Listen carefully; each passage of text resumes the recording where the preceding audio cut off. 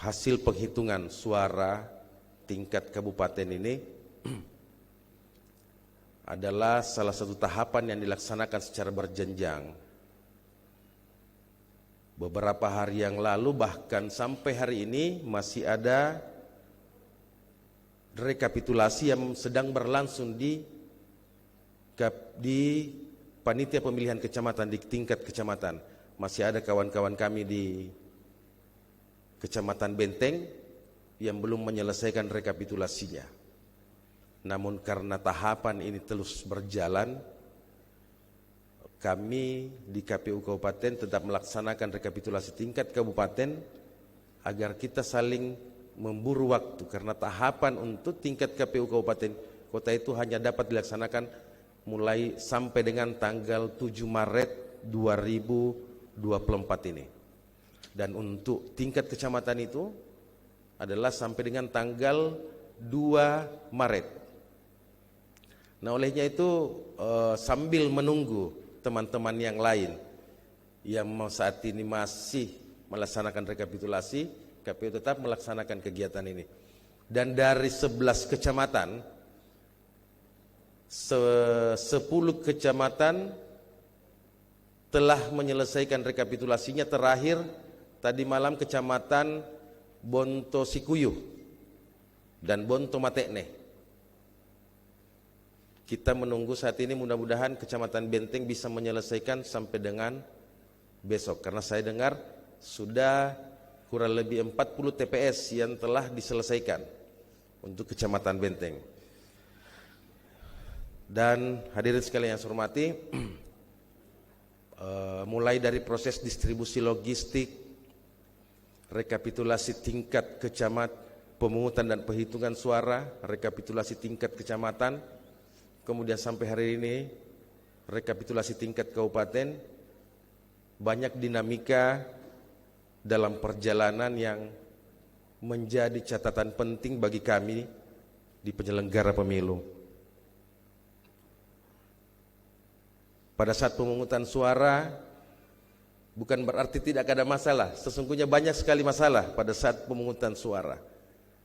Tertukarnya logistik di Desa Bonto Saile dan Desa Tanah Malala mengakibatkan tertundanya proses pemungutan suara. Tertukar pula logistik di Kecamatan Bonto Sikuyu, Polasi, dan Bahuluang, sehingga mengakibatkan tertundanya proses pemungutan suara. Namun semua itu masih dalam tahap pengendalian KPU, masih bisa dikendalikan dengan sebaik-baiknya sehingga proses tersebut bisa berjalan dengan lancar, dan hari ini kita berada pada tahapan ini. Saya tidak bisa bayangkan kalau yang tertukar itu di Pulau Madu dengan kecamatan di salah satu desa di Kecamatan Bonto Matekne. Dan alhamdulillah kejadian itu ternyata tidak ada juga. Yang ada hanya antar desa dalam kecamatan. Masalah lain dalam proses pemungutan suara, kekurangan formulir di beberapa formulir model C di beberapa TPS. Kekurangan formulir model C Plano ini bukan hanya terjadi di Selayar, hampir di 24 kabupaten kota. Apalagi kalau di Kota Makassar, banyak sekali kekurangan. Kekurangan surat suara di TPS 2 Batam Mata, TPS 3 Onto. Di TPS 2 Batam Mata kalau tidak salah kekurangan surat suara 83 lembar DPD, 44 lembar di TPS Onto. Tetapi alhamdulillah kita dapat kembali mendistribusikan seluruh surat suara, khususnya surat suara DPD pada saat itu. Kemudian di akhir penghitungan suara, penggunaan Sirekap pertama, beberapa hasil yang dihasilkan oleh rekan-rekan KPPS pada saat 14 Februari itu saya yakin semua tertempel pada papan-papan pengumuman di wilayah desa masing-masing. Seandainya ini terjadi, mungkin ini akan menjadi kisruh besar, khususnya kita di KPU di Kabupaten Kepulauan Selayar. Dan ada lagi 2 PSU. yang direkomendasikan oleh teman-teman Bawaslu, PSU di TPS 2 Desa Sambali dan 1 PSU di Kalotoa. Tetapi karena waktu yang sangat tidak memungkinkan, waktu yang sangat, karena batas waktu PSU ini adalah sampai dengan tanggal 24 Februari 2024. Untuk menjangkau, untuk mempersiapkan logistik, mengadakan logistik dari Makassar, kemudian mendistribusikan logistik ke 2 desa tersebut. Ini menjadikan keadaan ini sebagai impossibility of performance, keadaan yang mustahil untuk KPU Kabupaten Kepulauan Selayar laksanakan. Makanya 2 rekomendasi dan saran perbaikan dari Bawaslu Kabupaten Kepulauan Selayar kami tidak dapat laksanakan 2 PSU ini.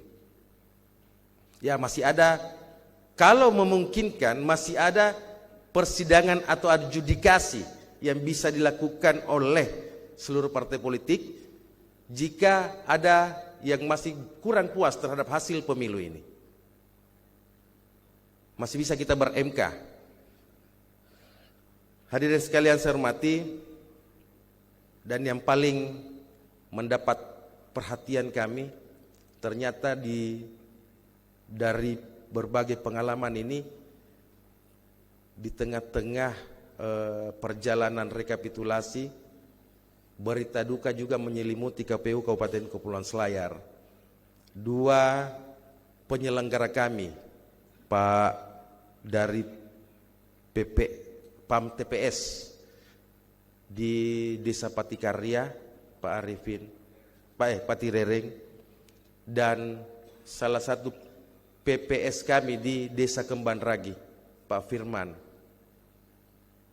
dalam proses menjalankan tugasnya ternyata